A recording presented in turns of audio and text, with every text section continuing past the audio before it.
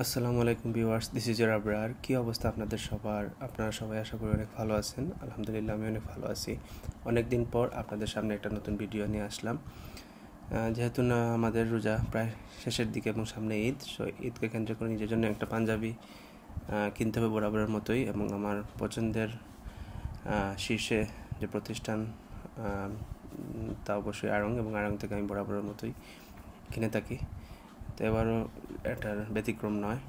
তো আপনারা দেখতে পাচ্ছেন রাস্তার অবস্থা কী পরিমাণ, ট্রাফিক জ্যাম অ্যান্ড মানুষের রাশ। আমি নিজেই গাড়ি নিয়ে আসি নাই, আমি জানি এখানে ড্রাইভ করতে অনেক কষ্ট হবে, তাই আমি রিক্সা নিয়ে আসছি। যেখানে ধরেন 5 মিনিট লাগার কথা, সেখানে অলমোস্ট 25 to 30 মিনিট অলমোস্ট লাগছে আমার আরঙ্গে যাইতে।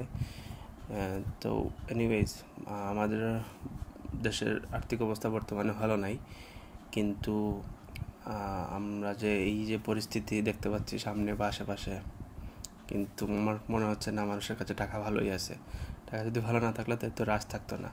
এনিওয়েজ, আমরা আড়ঙ্গে অলমোস্ট চলে আসছি, আপনারা দেখতে পাচ্ছেন। এবং আড়ঙ্গের ভিতরে এবং বাইরে আপনারা দেখছেন কীরকম মানুষ।